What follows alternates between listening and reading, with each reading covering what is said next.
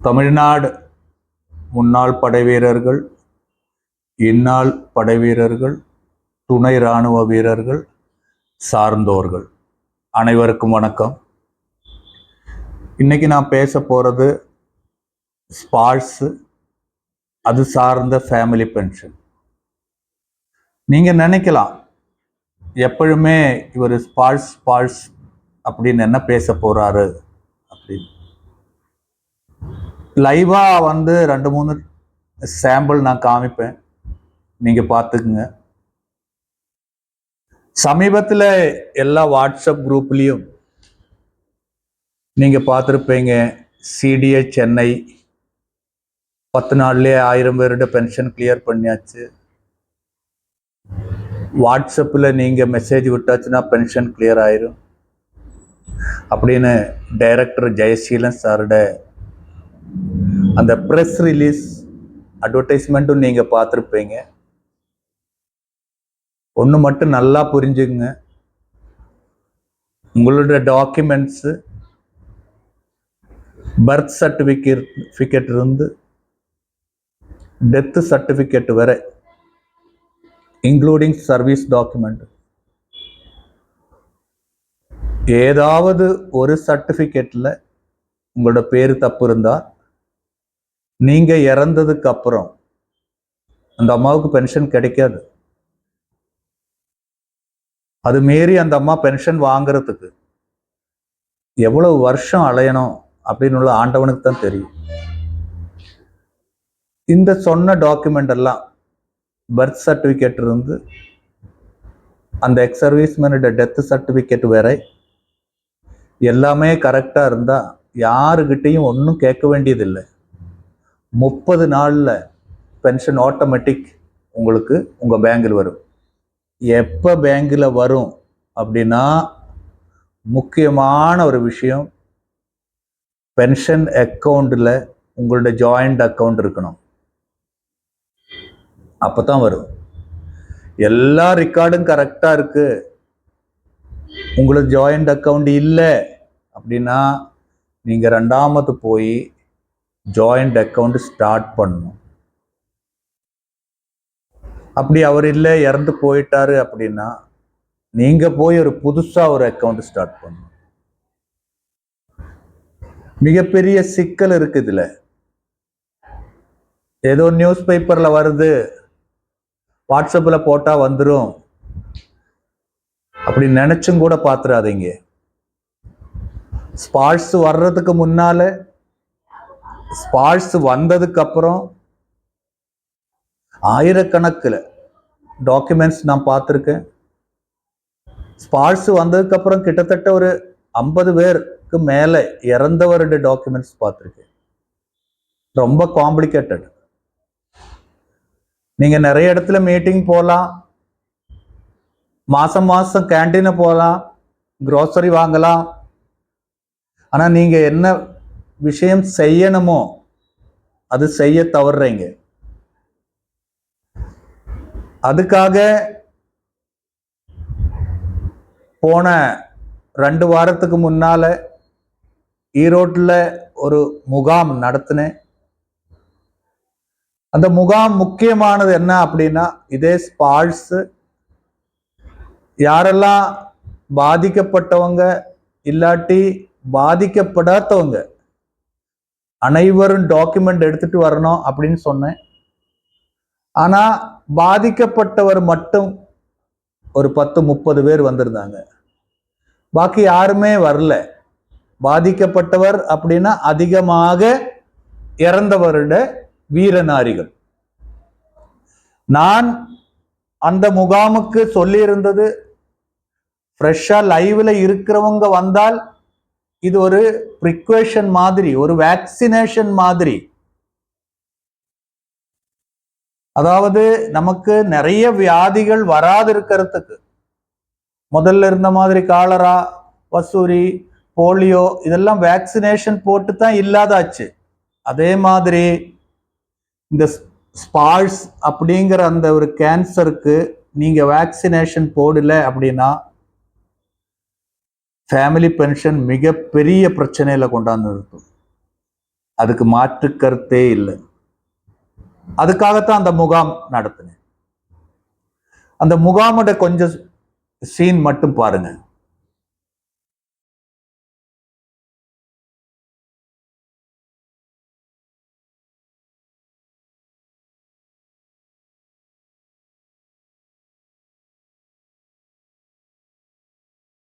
கண்டிப்பா பண்ணலாம்.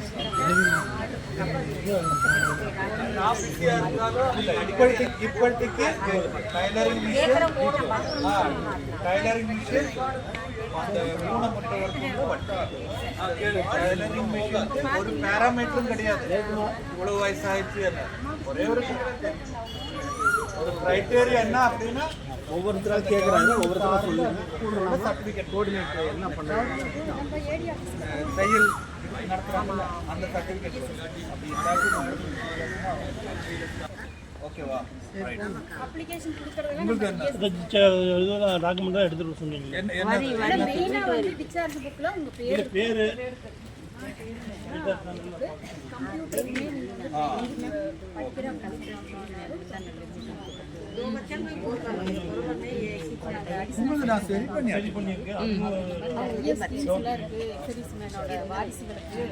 அதனால நீங்க கேம்ப் மாதிரி போட்டு அவங்களுக்குள்ள விழிப்புணர்வு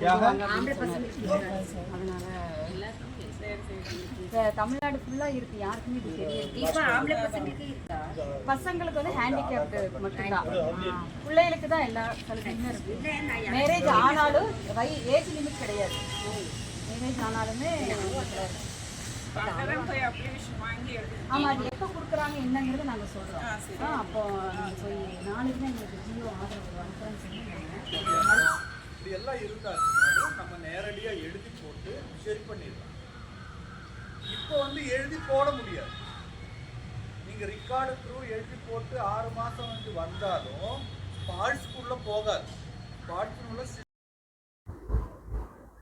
நீங்க அந்த சீனெல்லாம் பார்த்துருப்பீங்க. ஆதாருக்கு முன்னால யாரெல்லாம் பென்ஷன் வந்திருக்காங்களோ அவங்களுக்கு எல்லாருக்குமே பிரச்சனை வரும்.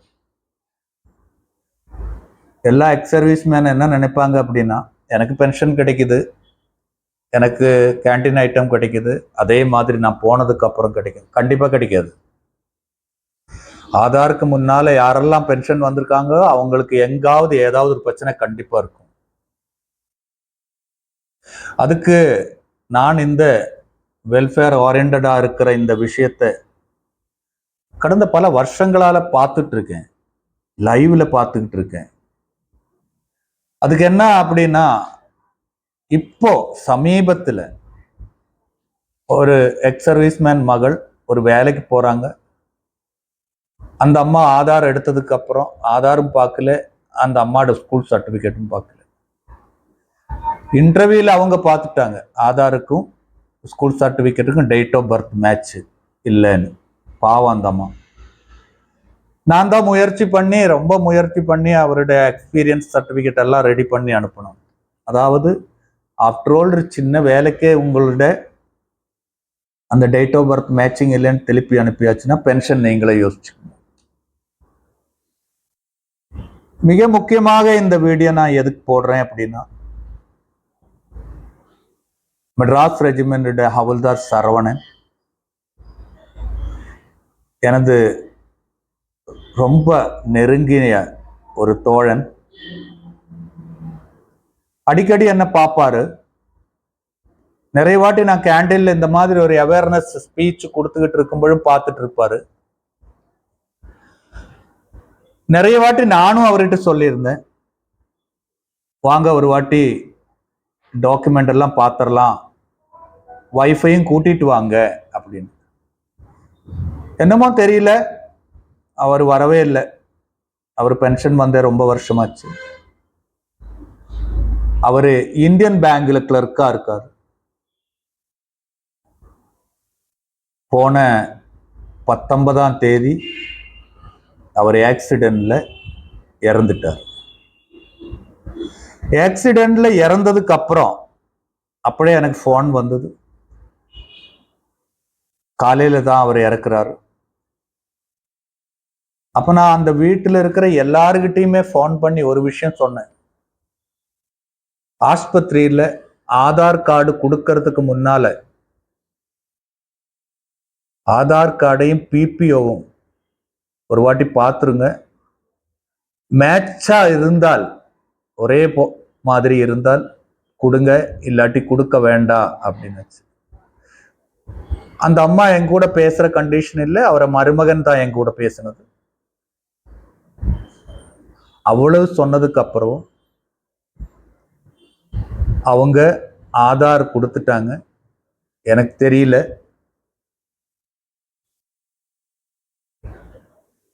அந்த 19ஆம் தேதி இறந்ததுக்கு அப்புறம் 2 நாள் அந்த கர்மெல்லாம் முடிஞ்சு இன்னைக்கு அவருடைய மருமகன் எல்லா டாக்குமெண்ட்டும் எடுத்துக்கிட்டு என்கிட்ட வந்தாங்க. வந்து உண்மையிலேயே நான் அந்த சரவணன் என்று ஒரு க்ளோஸ் ஃப்ரெண்டு, என்னால் என்னெல்லாம் ஹெல்ப் பண்ண முடியுமோ அது பண்ணணும் அந்த ஒரு நோக்கத்தோட அந்த விஷயத்த ஒரு வீடியோவாக கிரியேட் பண்ணி தமிழ்நாடு எக்ஸ் சர்வீஸ்மேன் கம்யூனிட்டிக்கு அதை அனுப்பணும். அந்த ஒரு ஐடியாவில் நான் வீடியோ ஸ்டார்ட் பண்ணேன். வீடியோ ஸ்டார்ட் பண்ணி நான் ரெக்கார்டு பார்க்கும்போதே எனக்கு ரொம்ப கஷ்டமாயி போச்சு. இவ்வளவு வருஷம் இந்த மனுஷங்கிட்ட நான் சொல்லிக்கிட்டு இருந்தேனே, ரெக்கார்டு மாத்துங்க, பாருங்க. அத்தனைக்கும் அவரு ஒரு பேங்க் கிளர்க்கு, ஒண்ணுமே பண்ணல. யோசிச்சு பாருங்க. நான் என்னால அந்த டாக்குமெண்ட் பார்க்க முடியல. நான் கேட்டேன், இந்த ஆதார் தான் கொடுத்தீங்களா? Death certificate. ஆமா சார். அப்படியே அதுக்கு மேல என்னால ஒண்ணுமே சொல்ல முடியல. ஆதாருக்கும் அவரை பிபிஓட பேருக்கும் சம்பந்தமே இல்லை. அத்தனைக்கும் அவரு டிஎஸ்பி அக்கௌண்ட் ஸ்டார்ட் பண்ணியிருக்காரா? அப்படி அதுவும் கேள்விக்குறிதான். அந்த டிஎஸ்பி அக்கௌண்ட் ஸ்டார்ட் பண்ணியிருந்தால் நான் கேட்டேன் அவர்கிட்ட, சார் ஒன்றும் தெரியாது சார், அவர் டாக்குமெண்டே பிபிஓன்னா என்னன்னு இப்பதான் சார் நாங்க பார்க்குறோம். அதுதான். சப்போஸ் அவர் டிஎஸ்பி அக்கௌண்ட் ஸ்டார்ட் பண்ணியிருந்தால் கண்டிப்பாக அந்த குடும்பத்துக்கு 50 lakhs கன்ஃபார்மா வாங்க முடியும். அவர் பண்ணல அப்படின்னா அந்த 50 lakh ஒரு 5 காசு மாதிரி உள்ள வேல்யூ ஆயிரும். இதுதான் அந்த ஒரு சின்ன ஒரு கிளிப்பு தான் என்னால் எடுக்க முடியுது. அதுக்கு மேல பார்க்க என்னால் அந்த இன்டர்வியூ பண்ண முடியல. பாருங்க. ஹரிங்க சார். ஹரி. சரவணனுக்கு என்னவாகுது மருமகன்? மூத்த மருமகன். மூத்த மருமகன். என்ன பண்ணிட்டு இருக்கீங்க? நான் பிரைவேட் பேங்க்ல ஒர்க் பண்ணிட்டு இருக்கேன். எந்த பேங்க்? Yes Bank. எஸ் பேங்கா? Yes Bank. எஸ் பேங்க் இப்போ ரொம்ப கரெக்டா ரன் ஆகிட்டு இருக்கா? சமீபத்தில் என்னமோ சமீபத்தில் க்ளோஸ் பண்ணிருந்தாங்க சார். அது கொஞ்சம் ஃபினான்ஸ் இது இப்போ ஓரளவுக்கு கொஞ்சம் ஸ்டேட் பேங்க் ஆஃப் இந்தியா வந்து டேக் ஓவர் பண்ணனால ஓரளவுக்கு ரன் ஆகிட்டு இருக்கு சார். ஓகேப்பா. இது பிரைவேட் தான். ரைட். இப்போ சரவணன் ஏற்கனவே எனக்கு தெரியற ஃப்ரெண்டு, மெட்ராஸ் ரெஜிமெண்ட். ஒரு ஆக்சிடென்ட்ல இறந்துட்டாரு. இப்போ அந்த சரவணன் இந்த டாக்குமெண்ட்ஸை பத்தி உங்களுக்கு யாரும் ஐடியா இல்லை? இல்லை சார், ஐடியா இல்லை. கொஞ்சம் கூட ஐடியா இல்லை? இல்லை சார். ஆக்சுவலாக வந்து டீட்டெயில்ஸ் அந்த டீட்டெயில்ஸில் நான் வந்து ஆனது இல்லை. ஓகே. அல்ல அவங்க ஒய்ஃபுக்குனால அந்த டாக்குமெண்ட்டை பத்தி என்னாவது ஐடியா இருக்கா? சார் ஆக்சுவலாக உங்களுக்கு மெடிக்கல் இசிஎஸ் ப்ராசஸ் மட்டும் தான், ஐ மீன் இசிஎஸ் கிளைம் ஆகும் இந்த மாதிரி தான் சார் தெரிய வருமே தவிர மித்த டீட்டெயில்ஸ் இல்லை. அட்லீஸ்ட் டிஸ்சார்ஜ் புக் ஏது, பிபிஓ ஏது, இப்படி நல்லா தெரியுமா? அதாவது டிஸ்சார்ஜ் புக்கும் தெரியும் சார் உங்களுக்கு. பிபிஓ பற்றி டீட்டெயில்ஸ் எங்களுக்கு இப்போதான் சார் தெரியும் சார். தெரியாது எங்களுக்கு அது டீட்டெயில்ஸ் தெரியாது சார். டிஸ்சார்ஜ் புக்கு தெரியுங்க sir, canteen card, ECS card அந்த மாதிரி தெரியுங்க சார் உங்களுக்கு. பாக்கி இருந்தது பற்றி தெரியாது. பென்ஷன் டீட்டெயில்ஸ் மட்டும் தெரியும் சார், டீட்டெயில்ஸ் எனக்கு தெரியாது. ஓகே. டிஎஸ்பி அக்கௌண்ட் ஸ்டார்ட் பண்ணியிருக்கா இல்லையா அப்படின்னா தெரியுமா? டிஎஸ்பி தான் ஸ்டார்ட் பண்ண மாதிரி தான் சார் சொல்லியிருந்தாரு. டிஎஸ்பி தான் ஜாயிண்ட் அக்கௌண்ட்டு. ஸோ 14 தான் சார் சொல்லியிருந்தாரு அவர். அந்த பேங்க் புக்கு கொண்டு வந்திருக்கீங்களா? ஆக்சுவலாக பழைய பேங்க் தான் சார் இருக்குது. நான் ஃபாதர் பழசு தான் சார் இருக்குது. ஸோ புதுசு செக் பண்ணி பார்க்கணும் சார். நீங்க இப்ப என்னெல்லாம் கொண்டு வந்திருக்கீங்க எனக்கு காட்டுங்க. சார் ஆதார் கார்டு, பேன் கார்டுங்க sir, excise ID card, Erode district silambam association, அவருடைய பிபிஓ, டிஸ்சார்ஜ் புக்கு,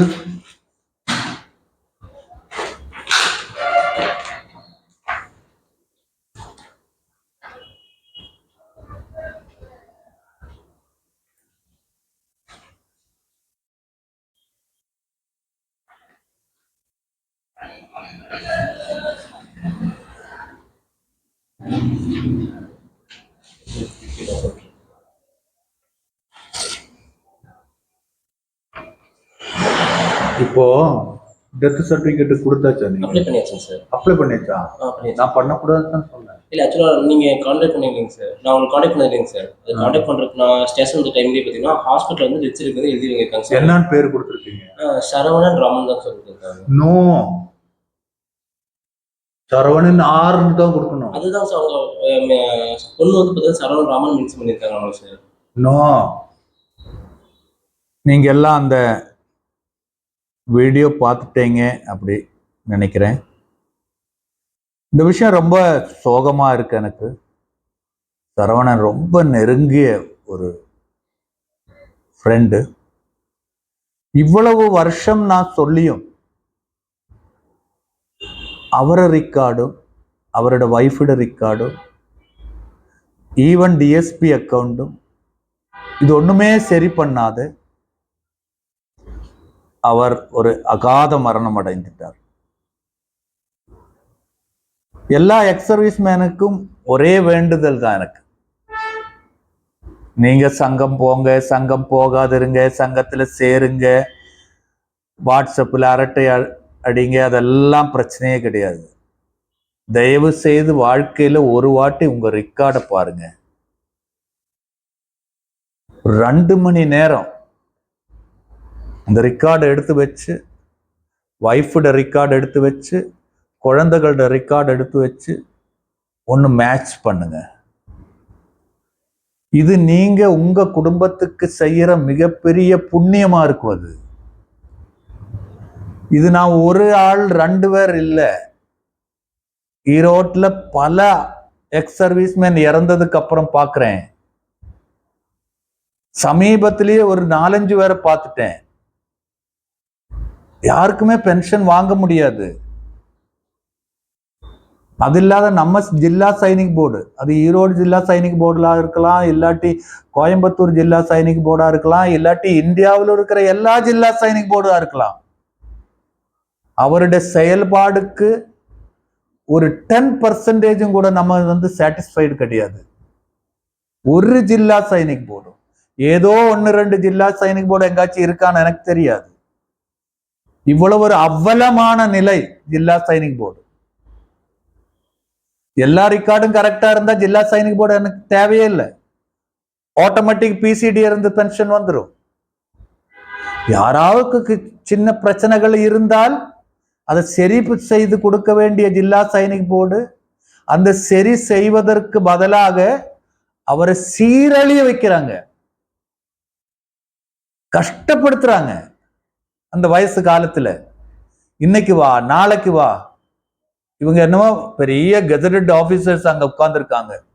அவங்க சேலரியும் பென்ஷனும் கிராண்டும் எல்லாம் அவங்களே சாங்ஷன் பண்ற மாதிரி ஒன்றும் கிடையாது. நீங்க நினைக்கிற மாதிரி ஒரு பவரும் அவரை கையில கிடையாது, ஒரு பவரும் கிடையாது. இல்லாத பவரை இருக்கிற மாதிரி காமிக்கிறாங்க. அதுக்கு காரணம் நம்மள மாதிரி உள்ள எக்ஸ் சர்வீஸ் மேனும் சங்க தலைவர்களும் தான். எப்படி அவங்க கிட்ட போய் கேட்கணுமோ அப்படி கேட்காததுனால அவங்க அந்த கமெண்ட் காமிக்கிறாங்க. விரைவில் அதுக்கும் வந்துட்டு மாற்றங்கள் வரும்.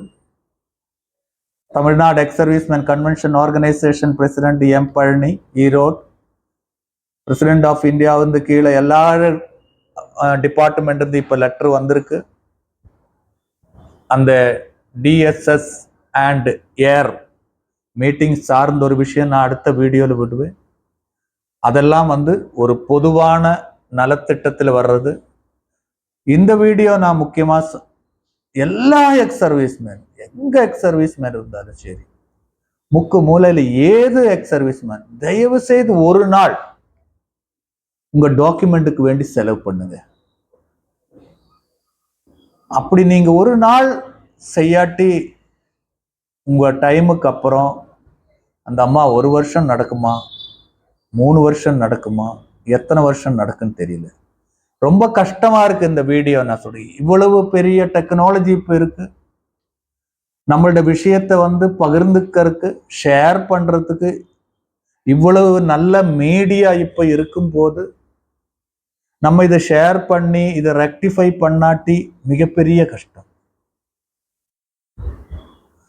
என்னதான் ஒரு விஷயமா இருந்தாலும் ஒரு எக்ஸ் சர்வீஸ்மேன் வைஃப் அப்படின்னு உள்ள ஒரு ஐடென்டிஃபிகேஷன் மட்டும் இருந்தால் நமக்கு பென்ஷன் வாங்கிடலாம். ஆனா டாக்குமெண்ட்ஸ் ப்ராப்பரா இருக்கணும். அந்த டாக்குமெண்ட்ஸ் ப்ராப்பரா இல்லாட்டி, அந்த எக்ஸ் சர்வீஸ்மேன் இல்லாத சமயத்துல அதை சரி பண்றது சாதாரண விஷயம் கிடையாது. ரொம்ப கஷ்டம், ரொம்ப ரொம்ப கஷ்டம். இந்த வீடியோ மேக்சிமம் ஷேர் பண்ணுங்க. ஒரு எக்ஸ் சர்வீஸ்மேனும் அட்லீஸ்ட் ஒரு 10 பேருக்கு ஷேர் பண்ணுங்க. உங்களுடைய எந்த பிரச்சனை இருந்தாலும் ஃபோன் பண்ணுங்க. 9942324228. மீண்டும் ஒரு முறை 9942324228. இனி ஒரு இதே மாதிரி ஒரு சரவணன் தப்பு பண்ண மாதிரி ஒரு எக்ஸ் சர்வீஸ்மேன் தப்பு பண்ணாதீங்க. தயவு செய்து உங்க டாக்குமெண்ட்டை சரி பண்ணுங்க. இப்போதைக்கு இந்த வீடியோ அவ்வளவுதான். Thank you very much. வணக்கம். வந்தே மாதரம்.